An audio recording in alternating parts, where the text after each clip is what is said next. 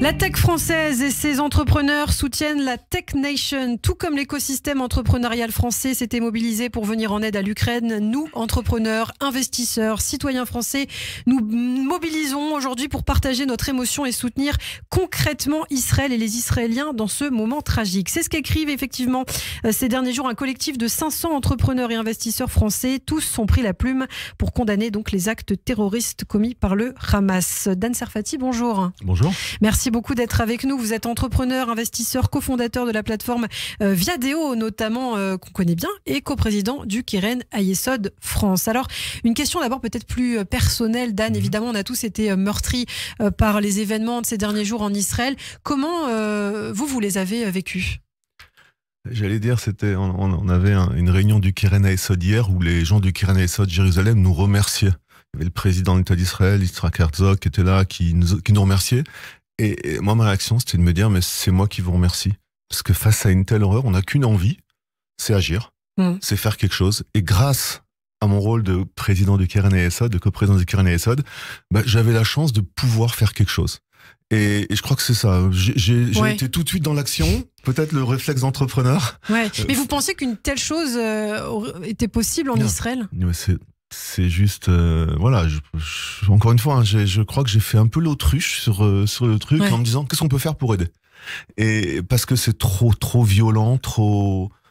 Enfin, voilà. Trop barbare. Quand j'en parle, je peux avoir les larmes aux yeux encore maintenant. Donc, Puisque mal nommer les choses, c'est ajouter au malheur du monde. Acceptons d'écrire que ce sont de véritables massacres auxquels nous avons assisté en puissance. C'est ce que vous écrivez notamment dans cette tribune. C'est vrai que c'est important d'insister sur ce vocabulaire-là quand on sait qu'en France, certains, et pour les citer les députés de la France Insoumise par exemple, refusent de qualifier les actes du Hamas comme des actes terroristes. Absolument. Et je dirais que lorsqu'on a rédigé donc on a pris l'initiative de rédiger cette tribune, on était 5 ou 6. L'idée, c'était vraiment qu'elle soit apolitique, multiconfessionnelle. On n'allait pas régler le problème israélo-palestinien sur LinkedIn. C'était pas le sujet. Et vraiment, c'était pas le sujet. Par contre, on voulait trouver et on voulait insister sur ce qui nous semblait absolument indiscutable. Hamas, ce sont je vais le dire gentiment, des terroristes. Et ne pas le dire, c'est refuser la réalité. Et ça, je dirais qu'on s'est dit, tant pis, il y a des gens qui vont pas signer à cause de ça. Eh ben, ils signeront pas. Et finalement, vous disiez qu'on était à 500, c'était le cas quand on a écrit, on a fini à plus de 1000 signatures. Ah oui, 1000 signatures. Alors, qui était à l'initiative de cette tribune ? On était un petit groupe de 5 ou 6 personnes, tous de la tech. Et il y avait, je peux donner quelques noms si vous voulez. Bien sûr. Frank Sebag, qui est un partenaire de Ernst & Young, de EY, Benjamin Cohen. Enfin, voilà, on était Marc Ménassé, on était 5 ou 6. Oui. Déjà, il y a eu pas mal de discussions entre nous pour finaliser le texte. Oui. On n'arrêtait pas de faire des allers-retours avec des proches du monde de l'écosystème pour se dire qu'est-ce qui passe pas, parce qu'on voulait pas une tribune juive. Bien sûr. C'était pas l'intérêt. D'ailleurs, les signataires ne sont pas forcément juifs. Les noms viennent de partout. Et c'était ça qui était important pour nous. C'est d'envoyer ce message à la France et à la tech qu'on est tous proches d'Israël, juifs, pas juifs. Et justement, l'objectif de cette tribune, c'est de dire aussi que ce n'est pas qu'une tragédie israélienne ou une tragédie juive, mais c'est une tragédie qui doit toucher toute l'humanité. Absolument. Absolument. Et pour ça, pour que ce message porte cette universalité-là, il fallait le côté multiconfessionnel et je crois qu'on était content de l'avoir eu. Alors concrètement, vous l'avez dit, vous souhaitiez faire immédiatement quelque chose pour aider l'État d'Israël. Aujourd'hui, vous appelez toutes les entreprises de la technologie française à se tenir aux côtés de leurs homologues israéliennes. Par quoi ça doit passer, par exemple ? Il y a plein de choses. Moi, je reçois par exemple des messages de start-up israéliennes qui étaient sur le point de lever des fonds, donc parce qu'elles en ont besoin pour vivre. Et là, évidemment, mettez-vous à la place des investisseurs. Il n'y a plus un investisseur qui a envie d'investir en Israël en ce moment. Ils se disent, qu'est-ce qui se passe ? Les gars, ils vont peut-être même pas travailler, on ne sait pas où ils sont, on n'arrive plus, ils décrochent plus le téléphone quand ils peuvent pas. Et donc, déjà, premier sujet qui arrive très fréquemment, ce sont des startups israéliennes qui disent, est-ce que vous pouvez nous aider à trouver des fonds pour nous permettre juste de tenir, juste de passer. Alors que ce sont des entreprises, c'est complètement déconnecté de la réalité de leur business, et que leur business peut être très bon. Mais, et ça c'est un exemple type. Le deuxième, c'est manque de personnel. Oui, parce qu'il y a beaucoup de réservistes qui ont été appelés et on sait qu'en Israël, ça constitue un cœur économique important. Absolument. Oui. Donc il y a vraiment il y a plein de choses et je crois que les entreprises françaises de la tech peuvent aider. Soit en faisant des facilités de paiement s'ils sont fournisseurs, soit en prêtant du personnel quand ils peuvent le faire. Il y a vraiment beaucoup de manières d'aider cette Startup Nation. Et d'ailleurs, pour une aide plus concrète aussi, vous avez appelé avec les autres signataires à faire un don à plusieurs associations. Alors lesquelles par exemple ? Je vais commencer bien sûr par le Keren Hayesod. Par le Keren Hayesod, évidemment. Mais on a voulu volontairement être large. Moi, je veux dire, on n'est pas dans une. Je crois que ce message il est important. On n'est pas dans une concurrence entre associations. Bien sûr. On veut juste que de l'argent. Il y a le MDA notamment. MDA est là aussi.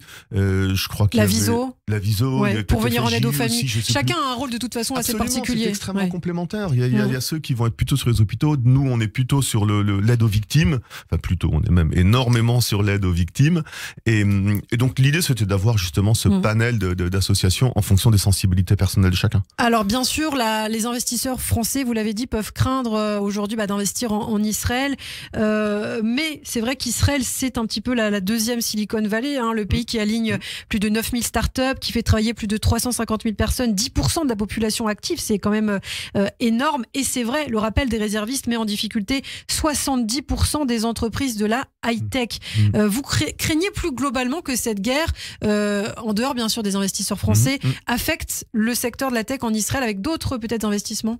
Je crois pas à long terme. Ouais. Je pense que nous, dans l'entreprise que je dirige aujourd'hui, qui est aussi une start-up en France, on a, pour prendre un exemple comparable, on a toute notre équipe de développement... Arthur In, absolument. Toute notre équipe de développement est en Ukraine.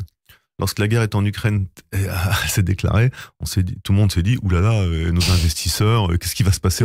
Bon, il y a une capacité d'adaptation de l'être humain qui est toujours phénoménale, moi, que j'admire. Je suis certain, et surtout quand on parle de la tech israélienne, avec leur résilience, leur chutzpah, comme on dit. Et Israël a déjà été confronté à plusieurs guerres. C'est pas la première fois, absolument. C'est ça qu'il faut dire aux investisseurs. Absolument. Ouais. Et moi, je suis certain que ce n'est qu'un mauvais moment à passer. En tout cas pour la tech, ça va durer sans doute longtemps pour la société israélienne, c'est un autre sujet. Mais pour la tech, c'est un mauvais moment et très vite, ils vont s'adapter aux circonstances et les investissements vont revenir parce que le fond est là. Bien sûr. Alors plus globalement, l'analyse des investissements croisés entre la France et Israël a montré par ailleurs il y a quelques années déjà un fort déséquilibre, on va dire, qui se retrouve dans l'écart entre par exemple la présence des entreprises françaises en Israël et celle des acteurs israéliens en France aussi. C'est vrai que la France demeure de fait peu attractive aux yeux des investisseurs israéliens aussi. Pourquoi ? Qu'est-ce qui manque à la France ? Alors, d'abord, ça change un petit peu. J'ai discuté avec Erel Margalit il y a peu, qui est le fondateur de Jerusalem Venture Partners, qui est un gros fonds d'investissement israélien, et qui cherche à ouvrir une sorte d'incubateur en France. Donc, je pense que depuis quelques années, et on le dit dans la tribune, grâce à l'exemple israélien en particulier, grâce à cet exemple de la Startup Nation, eh bien, la France est en train de devenir un terrain d'investissement de plus en plus fertile pour les investisseurs étrangers, donc pour les investisseurs israéliens. Et par ailleurs, la France reste un marché, mais ça c'est plus au niveau européen, qui est extrêmement intéressant pour toutes les startups israéliennes qui ont envie de se développer. On sait bien de toutes les manières qu'elles se développent à l'étranger. Oui, et puis il y a ces entreprises françaises qui se sont installées depuis les années 90, l'Occitane, je crois qu'il y a le groupe Carrefour aussi, là, qui fait un véritable carton. J'ai vu ça aussi, tout à ça fait. C'est intéressant d'en parler. Aussi plus globalement, comment on peut rapprocher les industries israéliennes et françaises ? On sait qu'Emmanuel Macron a beaucoup plaidé pour ça, notamment. Absolument. Je pense qu'il y a eu un vrai changement de cap depuis l'arrivée d'Emmanuel Macron au pouvoir, parce que je pense que lui-même, fondamentalement, admire ce qu'a réussi à faire Israël, en particulier dans le monde de la tech. Ouais. Surtout que lui, c'est un peu son dada. C'est ça. Absolument. Alors, on peut parler du Keren Hayesod, bien sûr, puisqu'on l'a dit, vous êtes coprésident du Keren Hayesod. Et aujourd'hui, alors bien sûr, première question, j'ai envie de vous poser cette question. Sur quelle mission vous intervenez-vous avec le Keren Hayesod ? Alors, on a une mission essentielle sur laquelle on intervient. Et je dirais que si je reviens un tout petit peu en arrière, quand c'est arrivé ce samedi, on a eu une réunion le samedi après-midi même avec les membres du Keren Hayesod et on s'est dit, il n'y a qu'une urgence dans ces cas-là, c'est être capable de s'assurer que tout l'argent qu'on reçoit, on puisse le redistribuer extrêmement vite. Oui. Donc, lorsqu'il y a 1 euro qui rentre, il faut qu'il y ait 1 euro qui puisse être distribué dans la semaine qui suit le jour où il est rentré en France. Et ça, il y a peu d'organisations capables de le faire en France. Donc, nous, on a regardé sur quel terrain on était capable d'agir avec cette vitesse-là. Et le premier, c'est, alors il existe, j'allais dire malheureusement, au Keren Ayesod, un fonds d'aide aux victimes. Il a été créé en 2002. Vous vous rendez compte, victime du terrorisme. En 2002, on l'a créé, ce truc-là. Ouais. Et donc là, on l'a réactivé immédiatement. L'avantage, évidemment, c'est que toutes les infrastructures locales, les liens avec les mairies, les liens avec les municipalités, les liens avec les assistances sociales, etc., tout existe, tout était là. Donc il a suffi d'activer ça et c'est là-dessus qu'on s'est focusé. Donc tout l'argent qu'on lève, quasiment, en France et dans le monde, c'est pour ce fonds d'aide d'urgence au terrorisme. Très concrètement, ça veut dire que chaque famille qui a subi directement ou indirectement un acte de terrorisme, et je vais pas revenir dessus parce que mais va toucher immédiatement une aide financière de 1 250 €. On a déjà 3 500 familles qui en ont bénéficié. 1 250 € juste pour se dire, qu'est-ce que je fais demain? Comment je mange? Comment je donne à manger à mes enfants?